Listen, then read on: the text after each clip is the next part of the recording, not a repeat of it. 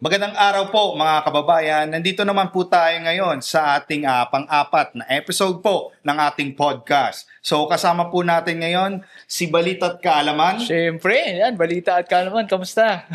RJ Angeles RN po Ayan. mga kababayan. So ngayon po, marami tayong tanong Yun. about sa mga impeachment proceeding, di ba ho? Oy, mga nakaraan, di ba? Yes. Ang dami. Yes. So, para pasukin natin mga kababayan at maintindihan pa natin kung ano po yun. So, may special guest po tayo ngayon mga kababayan. Isa po sa House Assistant Majority Leader po, no? At isa din po member ng Committee on Justice po mga kababayan. So, chairperson po siya ng House Committee on Suffrage and Electoral Reforms. So, kasama po natin ngayon ang 1st District Lanao del Sur Representatives po. Okay? Congressman Zia Alonto Adjong po, mga kababayan. Welcome po sa inyo, Kong Zia. Maraming salamat, RJ. Maraming salamat, Kumi, sa invitasyon. First time, no? First time First time po. Yes, first time. Yes, dito. Oo, gusto ko yung book mo. Ayos. Thank you, Kong. Salamat sa siyensya. So ngayon Kume, anong impact sa'yo nung narinig natin sa Congress nakaraan? So, ang usap-usapan po, di ba, i-forward na ito sa Senate, meron po munang botohan na mangyayari sa Monday. Yeah. Ano po, Congressman Zia, although alam na po namin yung sagot dito, pero ano po ang magiging boto nyo sa Lunes? Kong? Definitely, hindi tayo po pwedeng tumalikod kung ano man yung naging boto natin. Di ba, remember, Yes. nung last Congress, bumoto 19. tayo ng yes. Yes, di ba? So, ngayon, ang dagdag lang naman dyan yung Madreaga affidavit eh. Kasi everything else is still the same. Lalo na ngayon, nakita ng taong bayan, nakita namin sa Committee on Justice, yung mga ebidensya, yung galing sa SALN, yung SALN niya, yung sa AMLA, yung galing sa COA, pati na rin yung galing sa, pati yung testimony ni Senator Trillanes na nag-jive doon sa, di ba, yung sa record ng AMLA. Di ba? So, mas na-convince, kumbaga, yung mga miyembro ng Justice Committee na sumuporta nung unang impeachment. Last year. Oo, 'di ba? Hindi lang ang Justice Committee, pati ang taong bayan, 'di ba? Yes. Nakita natin eh. Walang hindi nagsisinungaling yung sinabi nila mga dokumento. Numbers would not lie, 'di ba? So definitely ang sagot ko sa iyo is yes, 'di Yes. ba? Kumbaga, last year nga po, walang nailatag na mga ebidensya, Tama. pero nakuha yung ganong boto. What more ngayon na kitang-kita, no? Oo, Nagtalagang- kita-kita ng taong bayan. I mean, these are official documents galing sa AMLA, galing sa Ombudsman, galing sa COA. In fact, ang COA, sinasabi nila, di ba yung napag-usapan before, nung last year, yung saan ba talaga nagamit itong confidential funds, di ba? Na gastos daw yung 125 million, no? in just 11 days. So, nung sinabi ng COA, nag-release sila ng notice of disallowance na hindi angkla doon sa joint circular. Oo. Kasi hindi mo po pwedeng gastusin yan basta-basta lang eh. Hindi ang regular na budget, di ba? So meron ka talagang framework kung paano mo gastusin yung confidential funds mo. May diba? guidelines sa May guide talaga yan. Ngayon, kung outside of that, yung sa mga guidelines na yun, unang-una, yung Special Disbursing Officer, siya lang dapat yung Nakakaalam. siya lang dapat nakakaalam, siya lang dapat din yung nagre-release nitong mga kung sino yung kailangan mong bayaran na mga informant mo, di ba? Yes. So kung ibibigay mo yung delegate mo yon sa ibang tao, Paglabag na agad yun. labag na yon, di ba? Kaya sabi ng COA, hindi na po pwede yon. Kaya nga may notice of disallowance. Then nag-appeal naman sila for review, na-deny naman ng COA. Kaya nga kailangan immediately ma-restitute, kumbaga maibalik Maibalik. yung I think 73 million. 73 million. Tapos may paparating pa yata. Meron pa, di ba? Meron pa 375. yung first quarter, second quarter, third quarter, kung di ako nagkakamali, up to fourth quarter ng 2024 Oo. na confidential funds niya. Ang na-issuean naman din ng disallowance. Disallowance, no? So maski yun lang those are material evidences na hindi mo po pwedeng sabihin na hindi Pinopolitika ka lang. Inosente pa rin siya dyan. Oo, yan. Diba? So, ganun. So may narinig-rinig din po kung sa Kongreso na parang yung iba daw magba-back out sa pag-pirma or pagboto doon kay BP Sara sa impeachment niya. So ngayon parang ini-intimidate yung ating mga Kongreso nga, mga congressman. So kung confident po ba tayo na makakuha tayo ng more than or 1/3 talaga na boto sa ngayong ano po? Oo. Alam mo, itong impeachment process, sabi nga nila, sui generis, di ba? It's one of its own, one of its kind. Kombinasyon kasi yan ng politika at ng legal. Ang boboto dyan, mga huwis ay mga politician, di ba? Binoto ng taong bayan. Ang tatay yung mga prosecutor, although allowed naman yung prosecution team na kumuha ng private prosecution, no, para masuportahan sila, pero still mga politician din. So magmamatter talaga yung pulso ng taong bayan, di ba? Yes. Kaya nga tinatry natin ma-educate ito na this is not about politics, this is about accountability. Kaya parati natin sinasabi yon. Kasi may mga, of course, may mga kasamahan tayo sa Kongreso na let's accept it. Marami talaga yung influence din ng kabila. Diba? Malakas din yung influence nila. So, nagmamatter din yung kanilang constituents, lalo na sa amin sa Mindanao, di ba? At saka mga Visayan-speaking communities, no?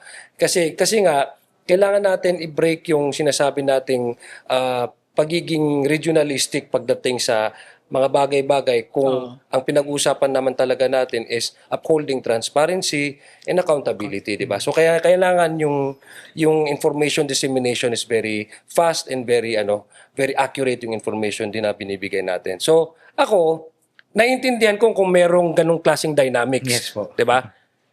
Nagfa-factor in din yung influence ng mga iba. Pero sa ngayon, masasabi ko sa inyo, sa ngayon more than the expected numbers Wow. ang nakuha natin. I can confidently say na malaki yung magiging boto to support and back up the impeachment process. Paano ko nasabi yun? Tingnan nyo yung naging botohan sa sa Justice 55-0. Committee. No, Sa 55-0. Justice Committee, di ba? Nung nini-establish natin yung probable cause.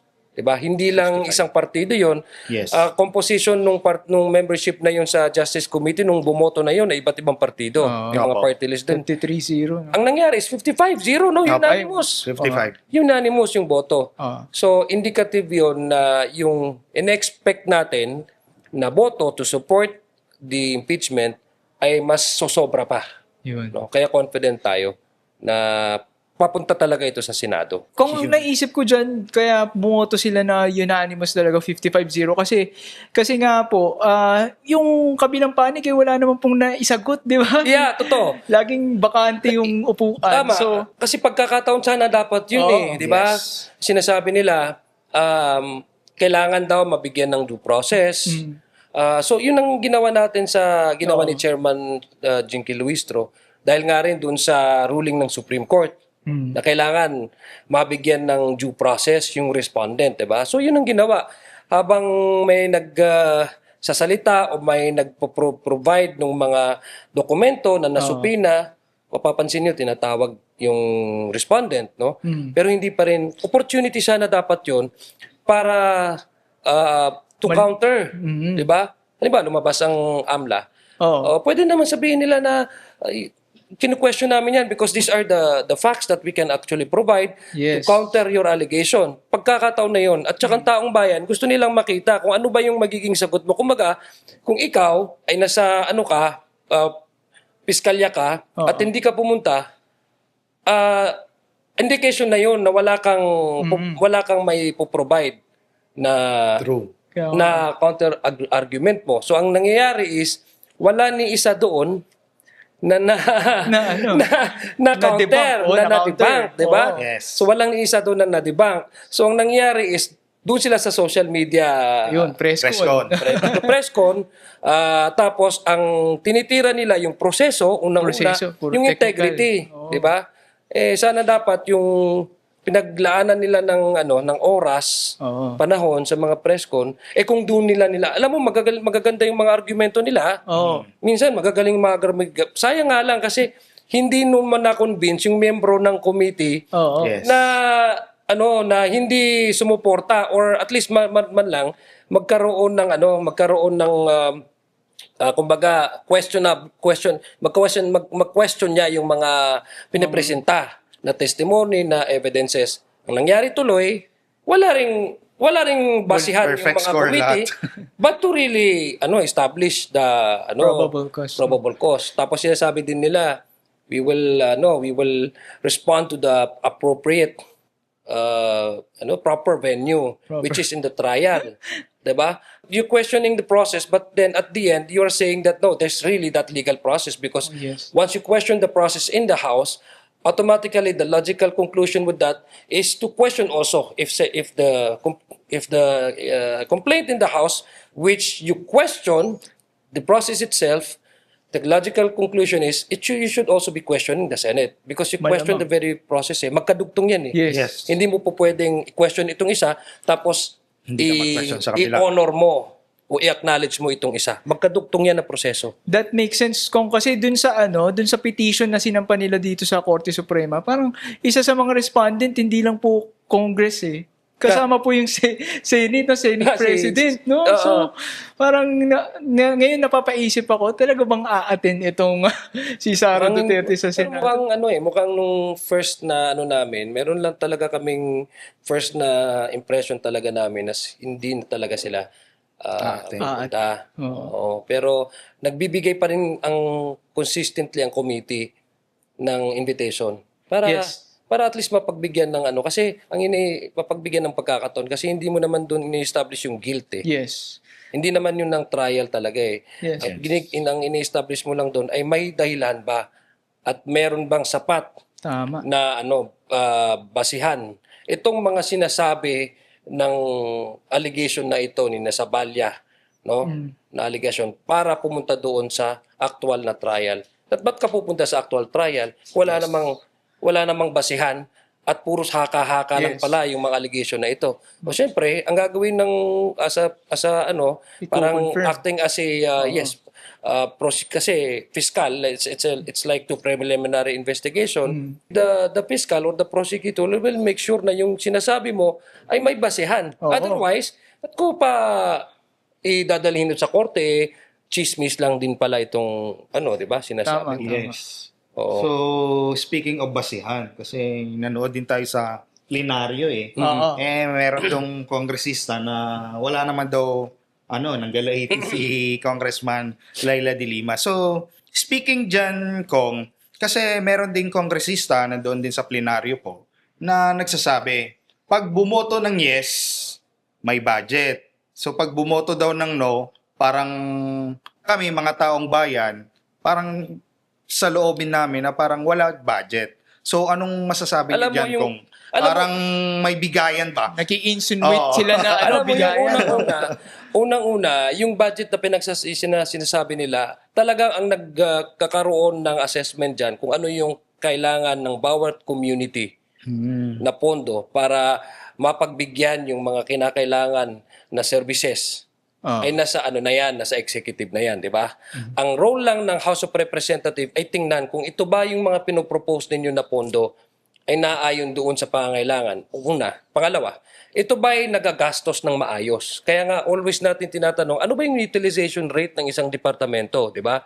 Ano ba yung nasa-serve ninyo ng mga communities? Kung hindi naman nasa-serve, bakit mo popondohan, di ba? Yun. So ibig sabihin, meron talagang regular, whether you vote or you do not vote, it does not matter because deserving yung community mo, yung area mo ng pondo. So hindi ko alam kung ano pinagsasabi nila na magiging zero yan. Imposible maging zero yan. Kasi ang pondo ay naayon doon sa overall na projection na pinakailangan ng buong bansa per provinces and per district. So hindi ko maalam kung paano yung sinasabi nilang walang pondo. At saka pangalawa, wala pang ang botohan eh. Yes. Di ba? Ang pondo is in 2027, di ba? So paano nila masasabi na walang pondo hanggang ngayon continuous pa rin naman talaga yung mga services na binibigay. Opo. Pangalawa, ang focus ng pondo talaga is yung mga actual number of, halimbawa, sa mga DSWD, di ba? Meron sila kasing actual na bini-verify nila yung actual number of beneficiaries. So they don't actually parang they don't see it as a matter of partisan preferences. But they base it on the yung poverty index ng rate ng isang community. Kung kailangan talaga ng bagyan ng programa yan, bibigyan Yes. talaga ng programa. So hindi ko maintindihan kung ano yung sinasabi nilang budget. Yes. Lahat naman kami sa House of Representatives nagkakasweldo. Yes. Opo. Pati mga staff namin nagkakasweldo. May mga pondo naman ng aming mga district offices, halimbawa.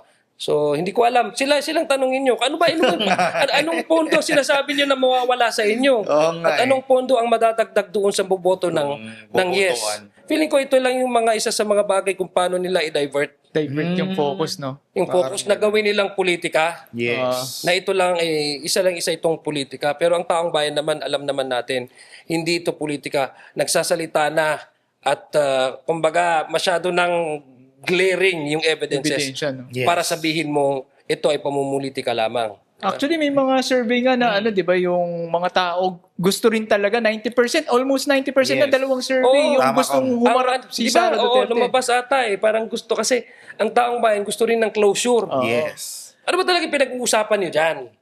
'Di ba? So gusto natin ng closure, 'di ba? Parang ganun yung gusto Yes. ng tao. Gusto ng taong bayan talaga na, syempre, tatakbo siya ng presidente. Oo, Yes. Gusto dapat malaman. malinaw. Kasi gusto nila good governance, accountability. So, siya mismo, isi-show na yan Tama, sarili niya. alam mo, that's a Opo. good point, RJ, kasi ang tinetest natin dito, yung fitness ng isang leader. Yes. So, 'Di ba? Yung fitness talaga ng leader, whether itong leader na ito ay deserving, kumbaga fit talaga siya, morally fit ang sinabi sa constitution, kung upright and morally, not only morally but fit, yung fitness niya na hindi siya nakagawa ng anything that would violate yung sinasabi nilang yung oath of office, 'di ba, ng bawat public officer and public official, especially elected. Kaya nga may culpable violation of the Constitution. So, yung point mo talaga is very right. Yun ang gusto malaman ng tao. Medyo natatawa ako dun sa pagkakasabi ng fit.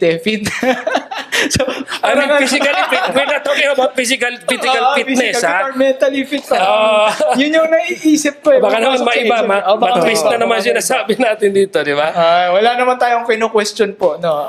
yes. Kung-question talaga yung mga supporters niya. Kasi Yeah. wala daw basihan Oo. na lagi lang daw nasa hearing, gastos daw sa pera ng taong bayan, ginagastos sa hearing, wala daw basihan. Pero tayo, kung meron tayong apat, no? Yun, apat po, tama po, no? Yeah. Apat na dito sa articles of impeachment na ipapasa sa Yes. Lunes. Oo. So, isa-isahin natin yan para malaman ng ating taong bayan kung ano ba yan. Kung talagang matibay talaga na ebidensya. Kasi yung kabilang panig, walang sense, walang basihan. So kung unahin natin kung yung tungkol sa confidential funds. Kasi noong 19th Congress, doon talaga kayo. Kaya may pumirma kayo at may video kayo ng Nyang Gans na kung bakit ka pumirma. So, tinakil mo yun kung Trending yun. So, titingnan natin ngayon kung ano ba yan. Para sa ating mga viewers at malaman din po nila Okay. na may basihan talaga. Okay, una, yung sa confidential fund, sabi ko nga, meron siyang joint circular kasi. So, hindi mo po pwedeng gamitin yan basta-basta. Very clear yun sa joint circular. Dapat yung special disbursement officer, siya lang talaga Opo. yung magre-receive. Si Acosta. Siya mag-in-cash. Dalawa kasi yan, yung sa Office of the Vice President tsaka Department of Education. Si Gina Acosta Sa at saka si Fajardo. Fajardo.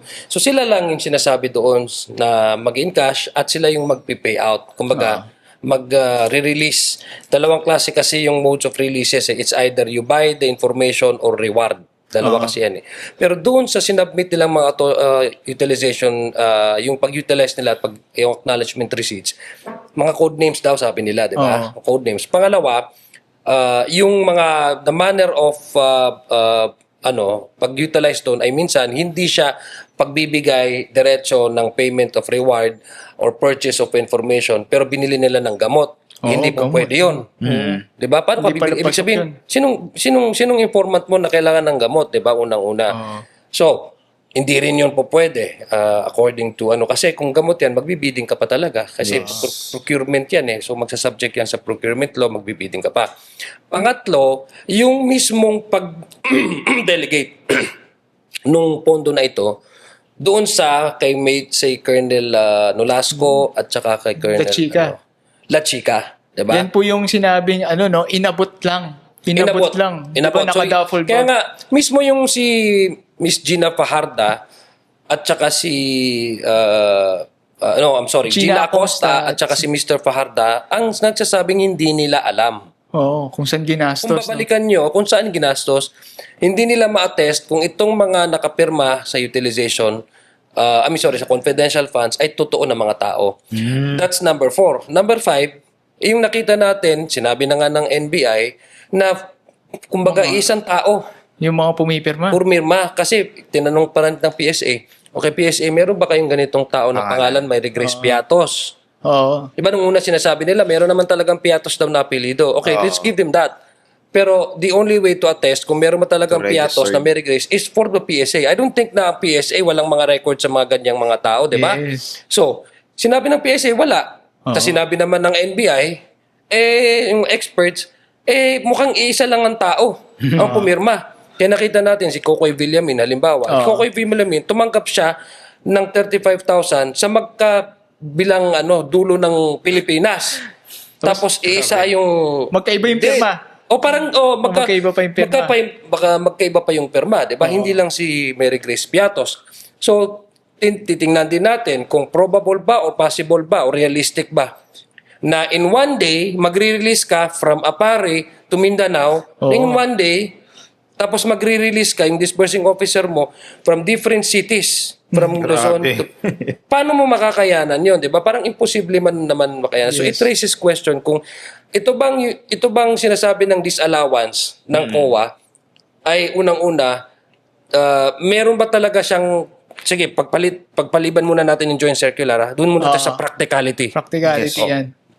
May kakayahan ba na pumirma si Kokoy Villamin na magkaparehong pangalan Oo. sa isang isang lugar. Parehong spelling ng pangalan pero magkaibang pirma. May possibility ba na yung disbursement officer ay mag-release ng pondo ng isang araw, let's say for certain, kalimutan ko lang ilang milyon yon, Oo. mula Luzon hanggang Mindanao. Hindi kaya. Layo. Di ba? Travel mo pa lang, ipipila mo pa yung informant mo, it will take time, di ba? Yes. Ngayon, pangatlo, yung sinasabi nila na okay, may code name kasi for safety reason, Oo. may code name, pero ilalagay mo pa yan sa, sabi dun sa joint circular, ilalagay mo yung mga receipts na yan sa envelope, ilalagay mo sa vault, pag isasubmit mo dun sa COA for auditing, kasi yung COA, meron silang specific division dyan, yung ICFAO. Hindi kasi siya regular na pondo eh. Oo. Yung Intelligence and Confidential Funds division nila, auditing unit, ICFAO. So, sinasabi sa ICFAO, ibibigay mo doon, okay, pasabihin mong gumamit ka ng code name, halimbawa si Batman, kasi ayaw mo din yung informant mo malagay sa, malagay sa peligro, di ba? Yes po. Okay, si Batman. Pero, sa attachment doon si Batman, ang tunay niyang pangalan niya ito. Nandun din. Dapat may ganun Kasi pala. kailangan pera ng taong bayan yan. Yun yung Opo. sinabi sa joint circular. Mhm. Pero wala eh. Kaya nga disallowance, kaya nga mali yung Kino-question. paggamit. Yun ang sinabi ng COA. Mali yung paggamit nyo. Unang-una, hindi dapat kayo bumibili ng mga gamot. At saka mga chairs para dyan sa confidential funds. Hindi yan po pwede. So, very clear yon Very clear. na merong manipulation. Fabricated. May manipulation sa Tagalog. paggamit at hindi siya ma-explain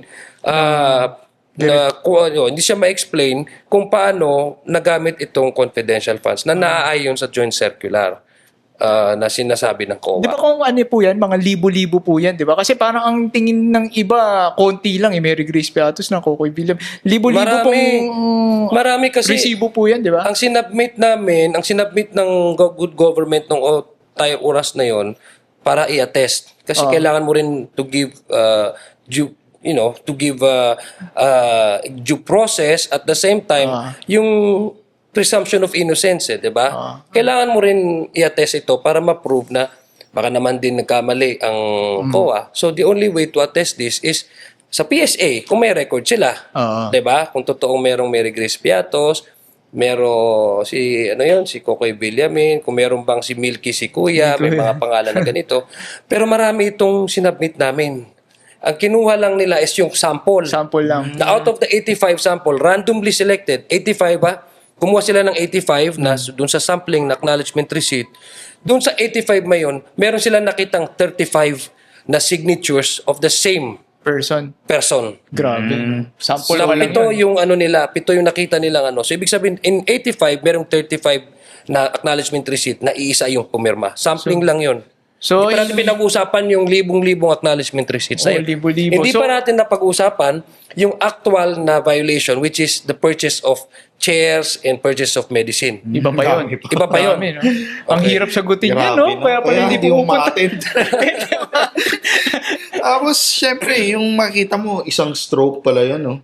Isang so, paano stroke. yung, kung ilan yun? Ilan na, ano nyo po, sa PSA? Ilan po bang nag-match? Wala. Walang nag-match. Sa PSA, wala silang na-credit. Kung di ako nagkakamali, doon sa ano report nila, doon sa pag-submit nila ng mga report na nila, walang silang na-confirm na tao na nagsasabing buhay si Mary Grace Piatos, walang birth certificate, walang death certificate, walang employment. Paano ka magiging paano ka mabubuhay sa Pilipinas kung wala kang record? Yes. Paano ka kukuha ng trabaho mo kung wala kang NBI clearance? Paano ka kukuha ng trabaho mo kung wala sa ibang bansa, kung wala kang wala kang passport, paano ka makakuha ng passport kung wala kang PSA? Yun. 'Di ba? Paano ka parang ganun lang, simple lang naman na ano 'yon. So yun, malinaw po tayo doon, no? Parang may indikasyon ng pamimigay ng mga resibo at yung sa So, disbursement. kung ako Ito na. politiko, no? Hindi na ako mag-control dyan. Oo. Dito na tayo sa pangalawa, no? Yung pangalawa po sa articles of impeachment, yung sinasabing unexplained wealth. Ano po ba yung tingin yung ano dyan? Yung SALN kasi niya, meron kasing may mga companies siya na nalulugi. Nalulugi. Makikita nyo sa SALN na nalulugi. Pero yung income nung ano niya is mataas. So, kung ikaw, negosyo mo, that's number one. Kung ikaw, negosyo mo, nalulugi, bakit ka pa? But Nagnenegosyo. But hindi siya, but we continue to, negosyo ay nalulugi naman. Business, yes. Yes, that's number one.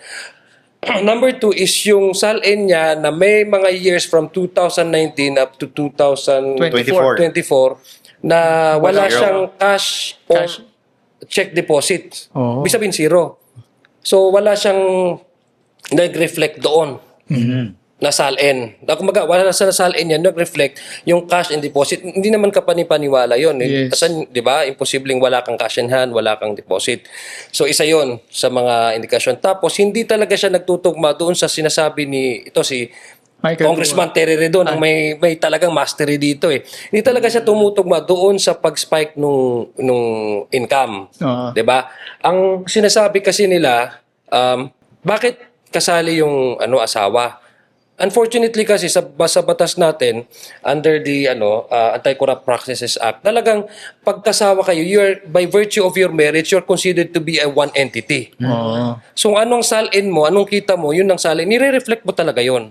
Kung ano yung mga pecuniary interest nung yung spouse mo. Opo. So especially if you're involved in negosyo, kasi dapat wala kang conflict of interest doon sa negosyo. If you're running a certain business, dapat pag elected ka, you have to recurse yourself ba? Parang kailangan mong mag-divest kung meron ka mang ganong interest pa sa negosyo na yon. So doon sa SALN yun, isa yun sa mga nakikita na una, sa SALN niya, hindi nag-reflect from 2019 up to 2024, walang nag-reflect na kung tatandaan natin si dating may Chief na-impeach Justice, na dyan, no? si dating Chief Justice ng Supreme Court, Corona. Corona, na-impeach because of that SALN. SALN. Pangalawa, si former Chief Justice Serino. Maria Serino. 'di ba? Nakuwaran to. Yes. Kasi because she SALN failed. din yung issue SALN nun. din yun. I mean, ganun ka-importante yung SALN. Grabe, no? Maybe because na overlook ng mga tao, pero ganun ka-importante yung SALN because nandun sa Anti-Corrupt Practices Act na kailangan you have to divulge your assets accurately for the public to access, no? Hindi ko lang alam kung sino nag-prepare ng SALN nila. Pero napaka-sloppy. Kaya nga eh. Diba? Paano nangyari yun na from 2019 19 up to 2024, wala ka man lang cash and check deposits in hand pa? Wala. Tapos before Zero. that year, those years naman po, meron naman silang nilalagay doon, di ba? Oo, so kaya nga na-impeach yung Chief Justice, former Chief Justice, dahil doon. Kasi mali or wala, yung isa, mali yung hindi niya sinabi, yung sa salin niya accurately, kung ano yung assets niya. Yung isa naman, na co-waranto, kasi hindi siya nakasubmit ng kanyang salin. Oo, di ba? Tapos ito, from 2019 up to 2024, talagang hindi nag-reflect yung accurate salin. So anong rason pa para hindi mo sabihin na betrayal of public trust talaga? Yes. Meron namang precedents na na-impeach na dahil doon. Hindi pa po natin binabanggit dyan yung mga 6.7 billion Wala pa. na di ba? Wala pa. Salin pa lang yan. Salin pa lang yan. Oo. Salin pa lang yan. Grabe. Wala pa yung sinasabi nilang mga deposits na naman, di ba? Oo. Sinabi ni Senator Trillanes na nagtugma doon Oo. sa record ng AMLA. Oo. Nako. Yung eksaktong deposit, eksaktong date. Oo. 'Di ba? So hindi rin din nag-reflect doon sa ano. Oo, Hindi na ako another mag-attend salin. dyan. Oo. Hindi ka natin. Hindi na ako mag-attend. Number 3 natin, Kong. Ito naman po, yung number 3 daw po sa articles of impeachment, itong bribery scandal. Ay, oo. 'Di ba nagsalita na yung mga ano niya, yung mga DepEd personnel Opo. na nabigyan sila ng mga envelopes, 'di ba? Parang kahit si Attorney Michael Poe umamin, di ba? Oo, di ba? So, yun, isa yun sa mga naging rason. At saka mga testimonies nila. Tapos titingnan mo, yung nabigyan ng envelope, yun yung pinagdadaanan ng mga papel para dun sa confidential funds. So, yung isa nga, na nag-resign, di ba? O tinanggal. Yung Yusek, Parang tinanggal. force. Parang ganun, tinanggal. Yes. Pero- Tinanggal. Kasi nga, hindi ka talaga po pwedeng, nasa batas yan, hindi ka talaga po pwedeng magkumuha, kung public officer ka, kumuha or magbigay ng mga ganong klaseng arrangement na, kumbaga kung titingnan mo, Wala based sa on our sahod. investigation, wala sa sahod, ay yung pinagdadaanan, questionably doon is yung dinadaanan ng paper trail ng confidential funds. So bakit sila? But how special are they? That they need to be Yung sa mga they needed to be procurement po, no? yes, Saka procurement, they needed to receive such a certain amount regularly. So isa 'yun sa mga I mean, these are all testimonies of the ng mga tao mismo nung DepEd nung siya ay secretary ng Department of Education. Tapos kung yung naman, pang-apat natin, yung threat about the President, First Lady, and former Speaker Romualdez po. Nagsabi naman ng NBI, hindi daw 'yon AI. 'Di ba? Hindi daw yung gawa-gawa at wala naman talaga sa batas na pag-threat talaga is a threat. Pero ang sinasabi naman nila is, well, conditional threat yun eh.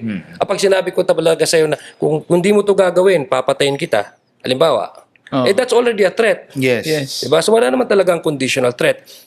At yun ang, sa palagay ko, yun ang pinakamalakas eh. Yes. Na ebidensya eh. Kasi klarong-klaro yun eh. Siya talaga yung nagsabi na she contracted an assassin. 'Di ba? Kumbaga for a public official na magpupunta ka, you go out of your league. And then unang-una, ba't di mo sinumbong yung assassin na yun? Kasi unang-una, pag ikaw public officer, sinumbong ko sana yung Dapat, assassin. Mamamatay tao yan. Di ba? Kasi tayo na regular na tao. Pag may makita tayo, kasi inaalaw nga yung citizen arrest eh. Di ba? Pag wala pang pulis doon, you can actually arrest yung mga nagnakaw, yung pumatay. Pag nandumaan sa'yo, pwede mong arrestuhin yun. That's allowed yun sa batas eh. Pero if you have a knowledge na ito ay assassin nga, ibig sabihin expert, marami siyang pumatay. That alone Dapat, is a betrayal of public. Dapat sinumbong na yun mo sa pulis yun eh. Tapos, how much more kung Hinarm mo kinausap pa. mo siya at inarkila mo siya at sinabi mong pag may nangyari sa akin, kasi yun ang sabi niya, patayin mo ang presidente. Unang-una, sino magbe-benefit? Di ba siya? Yes. Pag namatay ang presidente. At saka, napakalayo yun sa expectation ng publiko sa opisina na dapat mong iharap sa taong bayan. Kasi second vice president ka, you have to be fitting to the office, di ba? Yes. Na dapat, unang-una, you can disagree with the president eh. yes. You can disagree with the president. Pero kung kukuha ka ng assassin para patayin at saka sabihin mo ito in the whole world to see, In fact, nung lumabas yung video na yon, na-shock ang buong mundo. Grabe, no? Yes. Ang daming articles sa Guardian, mga articles sa Guardian and International media. international media outfits were shocked. Sabi nila, do you really allow this to happen? Oo. Kaya nga may kasabihin na ata tayo na only in the Philippines. Pati sila, na-shock sila. Kaya nga eh. Nangyayari ba ito sa Pilipinas? Yung isang vice-presidente, sasabihin niya, papapatay ko ang presidente. Oo. Tapos yung pagsabi niya, hindi daw biro. Dalawang beses No niya joke, sinabi. no joke, sabi. No joke. So, yun ang para sa akin na walang klarong ebidensya na yon. At sinabi naman ng NBI, hindi to AI based on the investigation ng NBI. Total idol na idol nila yung mga yun sa China, di ba? Tingin ba natin uubre yan sa China? Tsaka hindi, Xi Jinping, no? Hindi mo pwedeng, dapat hindi natin inormalize yung ganun Oo, eh. Bilang isang Pilipino, isang ilang ordinaryo na Pilipino, hindi mo dapat normalize yun eh. Ipapapatay kita eh. Para sa akin nga po kung parang dapat ground yan para sa community, no? You cannot say that out in the open. Lalo na may influence ka. Tama. Lalo na tinitingala ka ng tao. Yes. Lalo na ginagawa kang role model ng tao. Kasi totoo naman talaga eh. People really look up to them. Hindi yun binibigay ordinarily ng tao sa kung sino-sinong leader. Yes. So dapat alagaan mo naman yung binigay sa iyo na trust, na wag mo namang gamitin ito para yung ma-influencehan mo yung mga taong na okay lang na manapak, na okay lang na magbanta. Yes. Okay lang. Wag sana gamitin na lang natin yung kung ano man yung trust na binigay sa atin ng taong bayan kasi tinitingala nila tayo sa paraan na mas lumalakas yung value na bilang Pilipino na magalang. Tayo lang sa buong mundo ang gumagamit ng o at ho. Opo. Yes. Walang salita sa buong mundo na nakikita mo doon kung gaano yung respeto ng isa't sa elderly. Kasi minsan pa nga, pagkaedad kita, di ba? Pag tinanong kita, anong gusto mong kainin?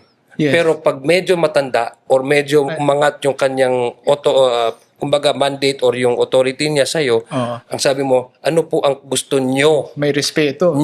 Yes. Nyong kainin. Tapos pag sinasabi, ano po yun? Maski bata, di ba? Sinasabi, ano po yun? Kasi ganun kagalang ang Pilipino eh. Yes. Nasa atin yun eh. Tayo lang yung nasyon sa buong mundo na pag nagsasalita ay replete with respect and modesty and courtesy. So how much more sa mga halal na opisyal? Dapat gamitin natin sana yung position natin na wag natin inormalize yung pananapak, pagmumura, at pananakit ng kapwa-tao. Hinimay-himay po natin, 4 po yan, no? Pero napansin po natin, wala ni isa na statement ang vice-presidente na parang nag-sorry siya, di ba? Na nagpaumanin siya kung may mali siya nagawa. Parang walang ganun eh. So parang yan, para sa akin, isa yan sa mga tinitignan ko na parang sobra-sobra. Walang humility, sinasabi mo. Kasi kung mapapansin natin, kahit yung mga ibang nagkagawa ng krimen, di ba? Kunwari, si Ramil Madriaga, inabi niya na nakatanggap siya ng komisyon sa mga diniliver niya. Di ba? Parang ganun, normal yun eh. Di ba? At saka, yung parang sa dami ng sinalay sa inyo po natin na hinimahimay natin, ni isa, parang walang binanggit na kasalanan siya. Pati yung pagbabantayan niya sa presidente, parang tinatanggi niya pa na parang kasalanan pa nating mga nanonood. Kaya nga nasabi ni Chairman Jinky Luistro, naniniwala ko, ginost na nga tayo, gina-gaslight pa tayo, di ba? Yung, alam ba, mahirap kasi yung meron ka ng ginawang, alam na klaro na may ginawa kang violation, tapos, i-project mo pa sarili mo as victim. Grabe. Di ba? May term tayo na pa-victim, di ba? Yes. Pa-victim na term. So, kailangan din natin makita yung ganung klaseng angulo. So, tama ka, I would agree. Supposedly, dapat kung meron ka man lang nakita na may pagkukulang ka, Oo. hindi naman, wala namang mawawala sa iyo kung mag-apologize ka, 'di ba? Tama Yes. naman 'yon. At saka bilang isang tao at silang Pilipino, noon tayo sa ganun eh. Mapagkumbaba tayo eh. Isa yan sa mga character and virtues na isang tunay na Pilipino. Alright, Kong. So, yun po. So, ngayon kong kahapon daw po nandun sa Dahig si VP Sara. So, nagpa-interview po siya doon. Sabi niya unfair naman doon na isama ang kanyang kamag-anak sa proceeding. So, miniminyar po doon na yung asawa niya, si Carpio. So, anong masasabi natin dito, Kong? Well, yun nga, sabi ko nga, unfortunately, they're married eh. Hindi naman tayo namimili niya, sinasabi ng batas. By virtue of your union, you are considered to be legally one entity. So kung ano yung kaya nga may conjugal property, di ba? Oo, sinasabi na conjugal property. Kung ano yung mga assets ng pamilya mo, unless of course na may asset ka na before kayo nag-asawa, di ba? So yun, considered to be probably not part of your shared assets, no? Yun na eh, yun ang sinasabi ng batas. Opo. Na by virtue of their marriage, at saka nakikita naman talaga sa asalain nila na hindi lang yung asawa niya, but she also has some interest in certain businesses. Yes. Pero according din sa attorney niya, parang marites lang daw doon, Kong. Ano Marites, hindi ba nakita na nga sa Kasi 2 billion, parang 2 million lang nata daw. alam mo, ang bangko yung nagsasubmit niyan eh. Ang mga commercial banks Yes. ang nagsasubmit sa AMLA kasi they're required. So Under the anti-money laundering law, pag sumobra yan ng certain, meron sinasabi silang yung suspicious transaction at saka yung sinasabi nilang covered. yes, oo, transactions. na below 500, that's considered to be non-suspicious. Pero kung sumobra doon, sinesend yan ng bangko sa AMLA.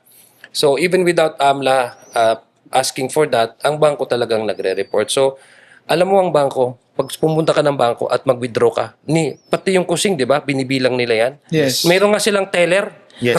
Di ba? Oh. Alam mo, minsan, na-enjoy ako nung panoorin yung mga ganun na yung sound nila, may nanonood ka ng ASMR. Parang nakakaantok, di ba? Mga ganung tunog. ASMR. Ganun eh. Ganun sila ka-meticulous. Pera yan. Otherwise, kung mali yung report nila, ang kasalanan na yung una, bank teller, siyang magbibigay. Yes po. Pangalawa, yung manager ng bangko. So, lahat nung nakuha ng AMLA, galing yun sa bangko. And I doubt if they actually missed out. Malaking difference ng 2 million at 2 billion for them not to see. Yes. Ano po ba sa tingin natin, yung perpetual disqualification po ba? Alam ko, ang sa penalties, hindi lang ako sure but yung automatic yung removal from office. That's given na yan. Pero yung perpetual disqualification, I think that's an additional penalty that the court might contemplate on, might vote on. Pero yung previous na mga impeachment, kasi former Justice Maria Sereno, kuwaranto yun eh. Hindi na nga umabot yun ng ang Justice Supreme Court ang nag-decide, di ba? Tinanggal siya. Yung kay Corona Yung kay Corona, I think perpetual disqualification din. Titingnan natin, ito yung mga bagay na inaantabayan na natin. Pero kung removal from office because she is not fitting to be the vice president, the more reason she's not fitting to be the president. Yes. Ganun lang ang logic doon. Diba? Tama. Yes. Ganun lang yung logic. So, ayun po. Thank you very much, Kong Zia. No? Salamat po sa inyong mga pagpapaliwanag, lalo na sa taong bayan na nanonood. No? So, ayan, marami kami natutunan ngayon, Kong. At maraming salamat po ngayon. Maraming Kong, salamat. sa pagpapaunlak po. Sa susunod na episode naman po, mga kababayan, so marami pa po tayong pag-uusapan po. So, hanggang dito na lang po. Antabay na lang po sa next episode. Thank you so much. Let's go!